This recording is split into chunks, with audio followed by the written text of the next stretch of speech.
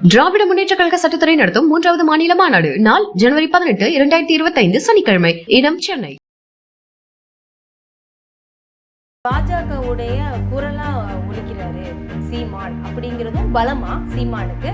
பாஜகவோட குரலா ஒலிக்கிறாருன்னு சொன்னா, லண்டனுக்கு போகும்போது எடப்பாடியை பற்றி அவர் சொன்ன பேச்சுக்கள் எல்லாம் ரொம்ப கடுமையானதுன்னு உங்களுக்கு தெரியும், எல்லாருக்கும் தெரியும். அதை டெல்லி பாஜகவும் எப்படி பேசலாம், ஒரு முன்னாள் முதல்வர் நீ கேட்கல. சீமான் அவர்கள் ரஜினி அவர்களை சந்தித்தது, அதற்கு பிறகு பார்த்தோம் அப்படின்னா ஒரு பெரியாரை விமர்சனம் செய்வதாக இருக்கட்டும், அதற்கு அண்ணாமலை ஒரு ஆதரவு தருவதா இருக்கட்டும், அப்ப இந்த ஒரு வட்டம் வருதா? மில்கி மிஸ்ட் பன்னீர், ஹை புரோட்டீன் பன்னீர். ஸ்டாலின் ரொம்ப நுணுக்கமா கரெக்டா தான் டீல் பண்றாரு. இன்னும் சொல்ல போனா கில்லிங் இன் சைலன்ஸ் இக்னோர் பண்ணிட்டு போறது தான் சீமான ஸ்டாலின் எதிர்கொண்டதுல மிகச் சரியான மிகங்கிறது என்னோட பார்வை. பெரியாரை விமர்சனம் செய்வது சீமான் அவர்கள் பாமக நிறுவனர் ராமதாஸையும் கவனிச்சீங்களா?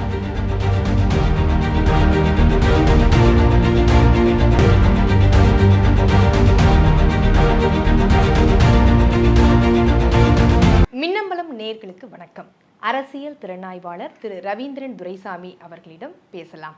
வணக்கம். வணக்கம் கலை சார், இப்போ சீமான் அவர்கள் பெரியாரை பற்றி விமர்சனம் திரும்ப அதையே பண்ணிட்டு இருக்கிறது அப்படிங்கிறது ஏதாவது உள்நோக்கம் இருக்கிறதா? அவர் கான்ட்ரவர்சி பண்றதுல வல்லவர்.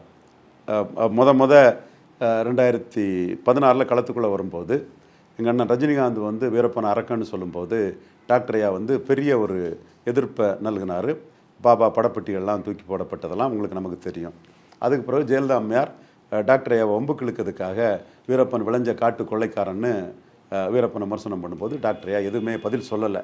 காரணம், அவருக்கு அதிமுக ஆப்ஷன் இருந்தால் தான் திமுக கிட்ட பேச முடியும். ஸோ வீரப்பனுக்கு ரஜினி எதிர்கொண்டது அதிகாரமற்ற ரஜினி, அரசியல் கட்சி தலைவராக இல்லாத ரஜினி.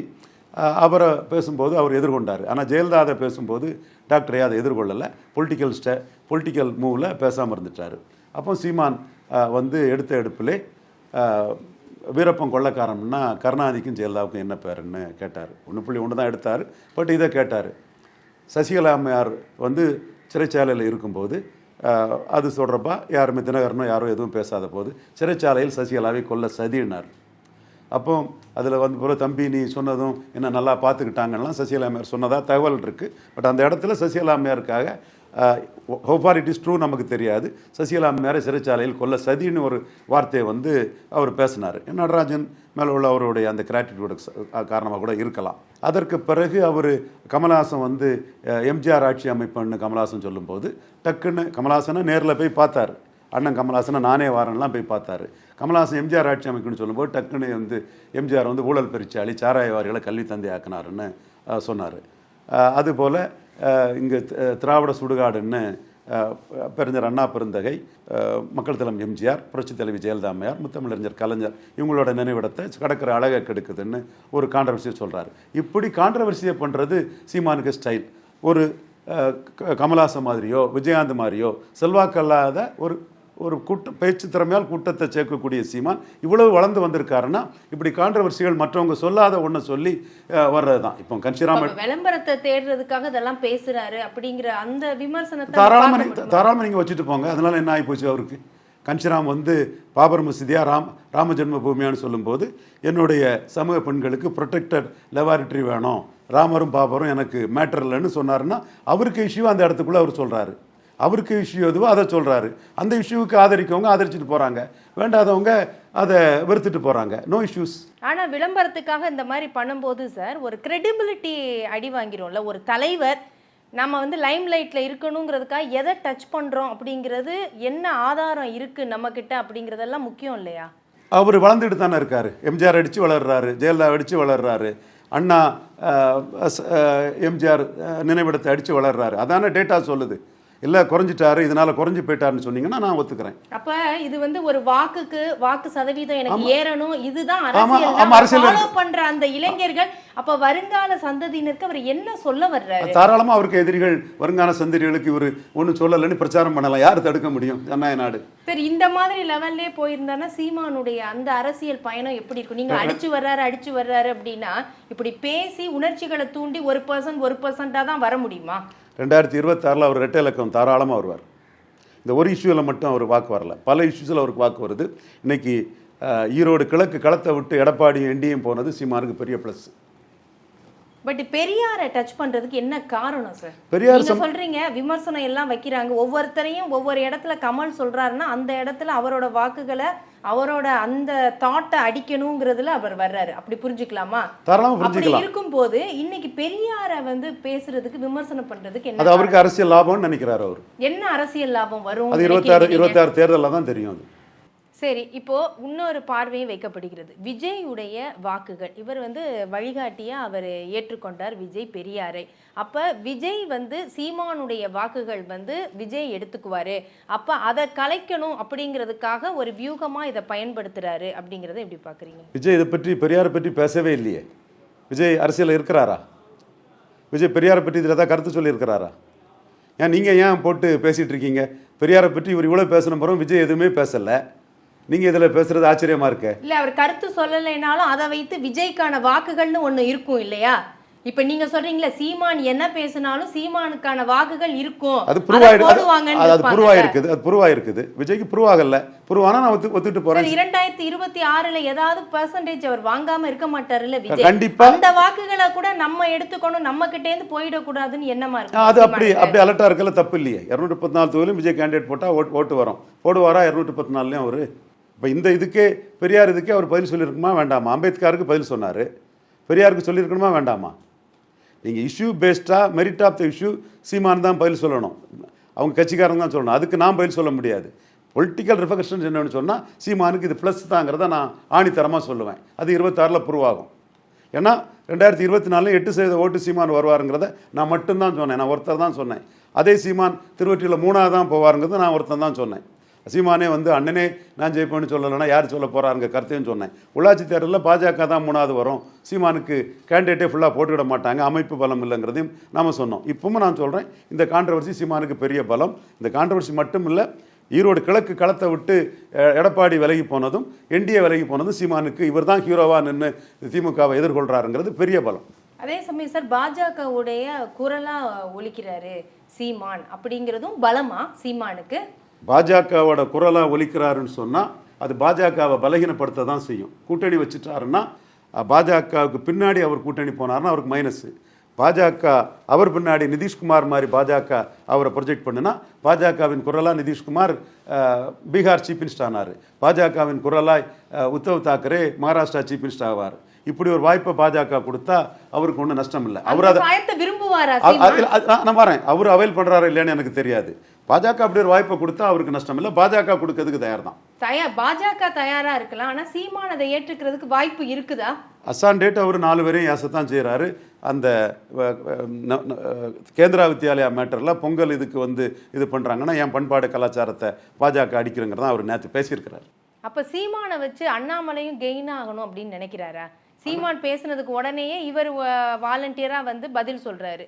அப்படி இருக்கும்போது அண்ணாமலை சீமானை வச்சே நம்ம அண்ணாமலை போயிடணும்னு ஏதாவது நினைக்கிறாரு? கண்டிப்பா அண்ணாமலை நினைக்கலாம். அதுல வேறையும் நுணுக்கமான பல அரசியல் இருக்கு. அண்ணாமலை அரசியல் எதிரியா கருதுறது, திமுகவை எதிர்த்து கடுமையான அரசியலை ஆளுங்கட்சி எதிர்த்து பண்ணினாலும் கூட அரசியல் எதிரியாக அவர் வீழ்த்தணும்னு நினைக்கிறது எடப்பாடி பழனிசாமியை தான்.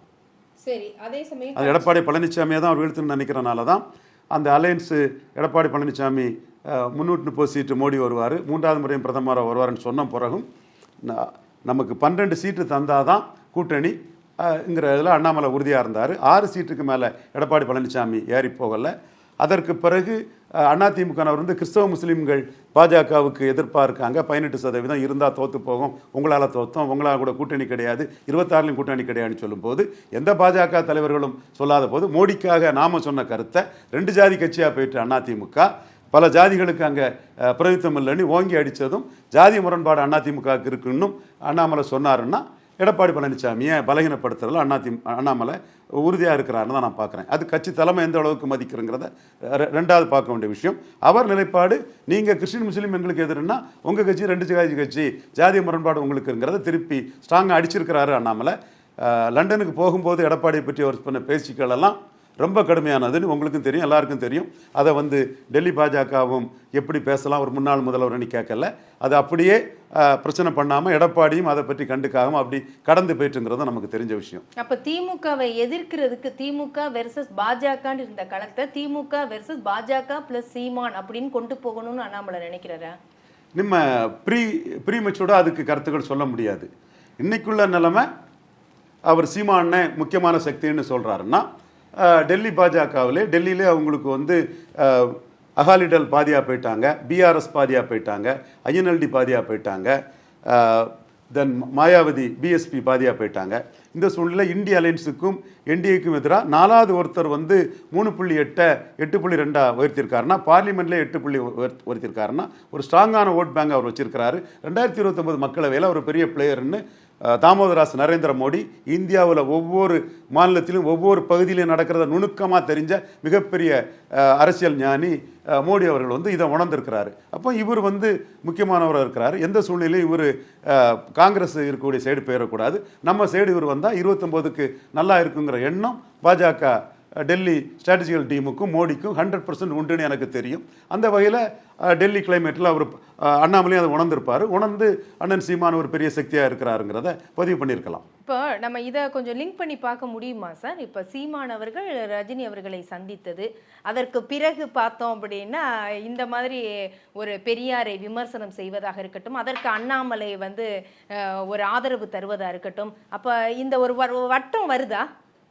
இல்லை, அதெல்லாம் 2026 தேர்தல் டைமில் கத்திரிக்காய் முத்தினா சந்தைக்கு வந்துட்டு போகுது, எது உண்மை எதுன்னு தெரிஞ்சு போகுது. இப்போ கேந்திரியா வித்யாலயத்தில் தமிழ் கலாச்சாரத்தை கடைப்பிடிக்கல பாஜகங்கிறது சீமான் கடுமையாக விமர்சிச்சுட்டு இருக்காங்கிறது தான் 100க்கு 100 உண்மை. இப்போ சரி, அதே சமயம் நாம் தமிழர் கட்சியிலேருந்து நிர்வாகிகளும் விலகல் அப்படிங்கிறது அதிகமாகிட்டே வருது. இந்த பெரியார் விமர்சனத்தை கூட அங்கே இருக்கக்கூடிய நிர்வாகிகளே விரும்பாமல் ஃபேஸ்புக் தளத்தில் பார்த்தோன்னா கருத்துக்களை பதிவிட்டு இருக்காங்க. அப்போ சீமான் எந்த பாதையில் செல்றாரு? சீமான் மற்ற எல்லாருமே தேர்தல் களத்துக்குள்ளே பயந்து ஓடும்போது துணிச்சலாக நின்று ஆளுங்கட்சியை எதிர்த்து நிற்கிறாரு. சீதாலட்சுமி அன்னைக்கு கேண்டிடேட் அனௌன்ஸ் பண்ணியிருக்கிறாரு. சரியான பாதையில் தான் சீமான் போயிட்டுருக்கிறாரு. எல்லா தேர்தலையும் கண்டஸ்ட் பண்ணுறாரு, 214 தொகுதியிலையும் கண்டஸ்ட் பண்ணுறாரு, 39 மக்களவையிலையும் கண்டஸ்ட் பண்ணுறாரு. இப்படி கண்டஸ்ட் பண்ணாத கமலஹாசனும் தினகரனும் பலகீனப்பட்டு போனாங்க. சீமான் அதில் மக்களை நம்பி மக்களுக்காக நின்று பலப்பட்டு இருக்காரு. அதே சமயம் நிர்வாகிகள் விலகல் அப்படின்னு நான் சொன்னேனே சார். சரி, அது அவர் என்ன செய்ய முடியும்? நிர்வாகிகள் அவர் சொல்லிட்டாரு, அதிருப்தி இருக்குன்னா திருப்தி இருக்கக்கூடிய இடத்துல அவங்க போயிட வேண்டியதான்னு சொல்லிட்டார் அவர். அப்போ நாம் தமிழர் கட்சியுடைய அடுத்த கட்ட எப்படி சார் இருக்கும், நிலைப்பாடு எப்படி இருக்கும்? உள்ளுக்குள்ளேயே ஒரு முரண்பாடு வருது, ஒரு கருத்தியல் ரீதியாக சிங்கிள் பர்சன் பார்ட்டி உள்ளுக்குள்ள முரண்பாடு வர்றவங்களெல்லாம் அப்படி எழுதி எடுத்து சந்தோஷப்பட்டுக்கிட வேண்டியதான். அதில் வேற எதுவுமே நடக்காது. 1% தான் உள்ளாட்சியில் ஈரோடு கிழக்கில் எடுத்தாங்க நாம் தமிழர் கட்சி. சீமான் பிரச்சாரத்தில் 6.3 போயிட்டாங்க. இப்போ ஜெனரல் எலெக்ஷனில் 8.3 போயிட்டாங்க. 30% எடுத்த எடப்பாடி பழனிசாமி இடைத்தேர்தலில் 5% அடி வாங்கிட்டார். பொது தேர்தலில் சீமான் 2 கூடும்போது எடப்பாடி பழனிசாமி 3 குறைஞ்சிட்டாரு. களத்துக்குள்ளே நிற்க முடியாமல் களத்தை விட்டு எடப்பாடி பழனிசாமி ஓடிட்டார். சீமான் களத்துக்குள்ளே நிற்கிறாரு. இதுதான் யதார்த்த உண்மை. இந்த உண்மையில் எடப்பாடி பழனிசாமியை பலகீனப்படுத்தி ஜெயலலிதா உயிரோடு இருக்கும்போது 1.1% எடுத்த சீமான் இப்போ 8.2 வந்திருக்கிறாரு. மீண்டும் எடப்பாடி பழனிசாமியை பலகீனப்படுத்தி சீமான் வளர்வார். காரணம், அண்ணாமலை சொன்னது மாதிரி எடப்பாடி பழனிசாமிக்கு கட்சி 2 ஜாதி கட்சியாக போயிட்டுன்னு இதற்கு வழக்கு வந்தாலும் நான் சந்திக்க தயாராக இருக்கிறேன். அண்ணாமலை சொன்னது தான். சரி, அதே மாதிரி வள்ளலார், வைகுண்டர் அப்படின்னு அந்த முன்னோர்களை இவர் எடுத்து பேசுறாரு. பெரியாருங்கிற அந்த ஒற்றை முகத்தை வச்சு இவங்களெல்லாம் மூடிடாதீங்க அப்படிங்கிறாரு. அப்ப இது மூலமா எந்த வாக்குகளை அவர் எடுக்கணும்னு நினைக்கிறாரா, இல்லை எதை சொல்லணும்னு நினைக்கிறாரு? பெரியாருக்கு நெகட்டிவாக பேசும்போது அம்பேத்கருக்கு பாசிட்டிவாக பேசுகிறாரு. ஒன்று, பெரியாருக்கு நெகட்டிவாக பேசும்போது வள்ளலார் வைகுண்டரை பற்றி பேசுகிறாரு. பெரியாருக்கு நெகட்டிவாக பேசும்போது ரெட்டைமலை சீனிவாசன், அயோத்திதாஸ் பண்டிதர், விஸ்வநாத தாஸ், வஉசின்னு அதை பேசுகிறாரு. ஸோ பாசிட்டிவாட்டும் அவர் சில நகர்வுகளை வச்சுக்கிட்டு தான் அதுக்குள்ளே போகிறாரு. சரி, இந்த சீமான் விவகாரத்தை திமுக எப்படி ஹேண்டில் பண்ணணும்னு நினைக்கிறீங்க? திமுகவுக்கு சீமான் லாபம். இதுதான் உண்மை நிலவரம். உணர்ச்சி பூர்வமாக அடிச்சுக்கிட்டு இருக்கிறது, பேசிக்கிட்டு இருக்கிறதுனாலும் கூட சீமான் திமுகவுக்கு லாபம். சீமான் கடுமையான திமுக எதிர்ப்பு, கலைஞர் எதிர்ப்பெல்லாம் பண்ணி அதிமுக ஓட்டை தான் கரைக்கிறார். இன்றைக்கி 6.8% வாக்கு சீமான் 2021 எடுக்கலைன்னா 5.5% ஓட்டு வித்தியாசத்தில் ஆட்சிக்கு வந்த திமுக அணியோட ஆட்சி அதிகாரம் கேள்விக்குறியாயிருக்கும். சீமானுங்கிற கேரக்டர் இல்லைன்னா, சீமான் எடப்பாடி கிட்ட ஜெயலலிதா இருந்த ஓட்டு இபிஎஸ் ஓபிஎஸ்க்கு போகாமல் சுமார் 7% வாக்கை அவர் எடுக்கலைன்னா 2021 வந்து திமுக ஆட்சிக்கு வர்றதே கேள்விக்குறியாயிருக்கும். ஜெயலலிதா அம்மையார் இருக்கும்போது 40% வாக்கு வந்து எடப்பாடி பழனிசாமி தலைமையில் 20% ஆகிட்டு. அதில் ஜெயலலிதா அம்மையார் உயிரோடு இருக்கும்போது 1.1 எடுத்த சீமான் இன்றைக்கி வந்து 8.2 எடுத்திருக்கிறாருன்னா எடப்பாடி பழனிசாமியை பலகீனப்படுத்தி தான் எடுத்திருக்கிறாரு. எடப்பாடி பழனிசாமியை பலகீனப்படுத்துறதுக்கு அவர் எடுக்கக்கூடிய ஆயுதம் கடுமையான ஸ்டாலின் எதிர்ப்பு, திமுக எதிர்ப்பு, இன அழிப்புன்னு திமுகவை தான் அவர் இது பண்ணுறாரு. அவர் அரசியல் களத்துக்குள்ளே வந்த பிறகு திமுக கழகம் வந்து தன்னுடைய பலத்தை 5% மக்களவை சட்டமன்ற தேர்தலில் கூட்டியிருக்கிறாங்க, மக்களவை தேர்தல் பெருசாக கூட்டியிருக்கிறாங்க. இப்போவும் கலைஞர் காலத்தில் இருந்ததை விட சீமான் கலைஞர் காலத்தில் கட்சி ஆரம்பிச்சிட்டாரு, 1.1 எடுத்தார். சீமான் வளர்றாரு. சீமான் வளரும் போது ஸ்டாலினும் வளர்றாரு. குறிப்பாக சீமான் புறமொழியாளர் எதிர்ப்புன்னு சொல்லும்போது அருந்ததியர் வாக்குகளும் புறமொழியாளர் வாக்குகளும் வந்து முக ஸ்டாலின்கிட்ட கன்சால்டேட் ஆகுது.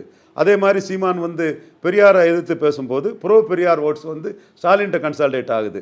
இந்த இடத்துக்குள்ளே எடப்பாடி பழனிசாமி வலமும் போக முடியாமல் இடமும் போக முடியாமல் இப்படி போனால் அந்த ஓட்டு போயிருமா, அப்படி போனால் இந்த ஓட்டு போயிருமான்னு 2 நாள் கழித்து வருத்தத்துக்குரியதுன்னு பெரியார் விஷயத்தில் சொல்கிறாரு.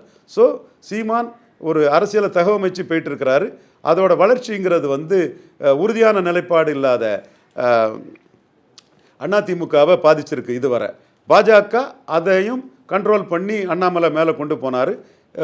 இது ஈரோடு கிழக்கில் என்டிஏ எடுத்த முடிவு வந்து சீமானை வந்து பலப்படுத்தக்கூடிய ஒரு முடிவாட்டை நான் பார்க்குறேன். சார், நிறைவாக வழக்குகள்லாம் போடப்படுது வரிசையாக சீமான் மேலே, ஏதாவது நடவடிக்கை பாயுமா?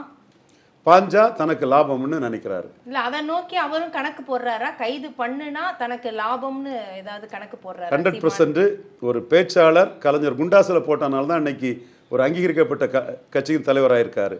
விஜயலட்சுமி விஷயத்திலையும் அந்த மேட்ரு போடும்போதும் கைது பண்ணால் அவருக்கு லாபங்கிற கருத்தை தான் நான் சொல்கிறேன். இப்போவும் நான் சொல்கிறேன், கைது பண்ணால் சீமானுக்கு லாபம் தான்.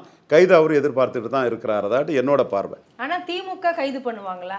அவர் எதிர்பார்க்கிறாரு சீமான்.